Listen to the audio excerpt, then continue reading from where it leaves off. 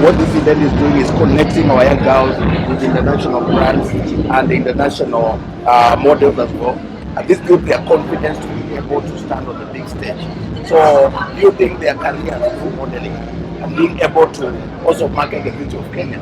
Because as they do this, they are not just showcasing their beauty, they are showcasing our fashion and design and the beauty, the brains of our country, which is the greatest asset that we have, our educated and very creative and beautiful youth.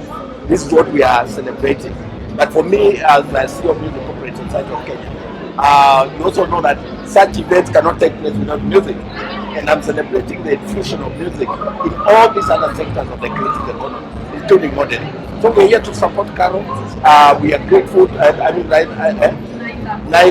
and the teams, and is it ISIS, for the great work they are doing, because they have not only focused on the Kenyan brand, but they have connected Kenya with the international brand. And look what this can do when we export our products now through the digital media, through events like this. We are showcasing the greatness of our country, but connecting our young people to international brands who can grow. So this can only get better. Last year we were at the Ransom Group, and now you can see it has grown. We are very grateful to the organizers and people like Kenya Film Commission here, who have been very supportive of this kind of event. So we are joining hands because the future lies in collaboration.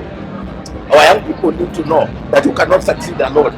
They need to be held, they need to be supported, and they can only get supported when you bring all the corporates together, the private sector and the government, to partner to push the agenda of modeling and good packaging to the next level.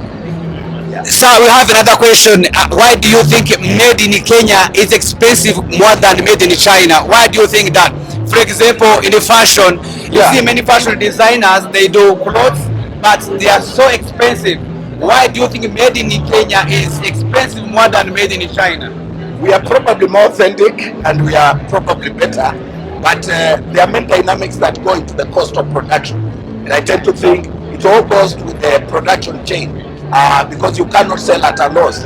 I think while quality is critical, and I think it's the main element in determining the pricing, the cost of production becomes an issue. That's why I'm calling for partnership between the government and the private sector to ensure that we can be able to lower or at least rationalize our prices to compete at the local and international market. Because if we put the price too high again, we lose out on that. So we need to find ways of collaborating so that we don't let our own young companies, design and fashion companies incur too much cost in production that they cannot leverage on the markups. I think the important thing is bring in more players, bring in support from the government, lower the cost of production, and make the prices competitive. 80% of Kenyans, they wear second-hand clothes. So how do you see Kenya is increasing made in Kenya? What efforts the government needs to increase made in Kenya? Because so many, we are talking about sustainability. We go to Dandora, there are so many fabrics dumped there. So how do you think reducing second-hand clothes can be done here in Kenya to promote made in Kenya?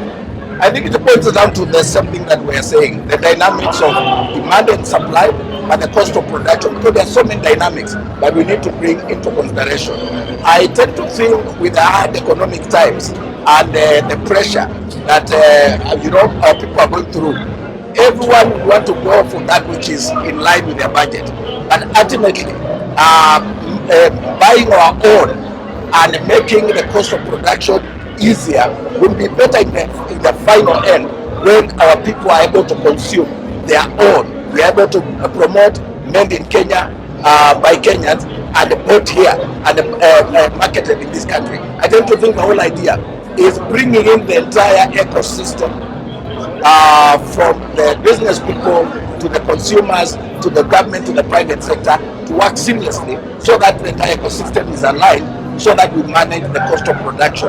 I think the demand for our own is there. We need to make it quality, improve on the standards, and people will buy in line with their purchasing capacity. Thank you so much.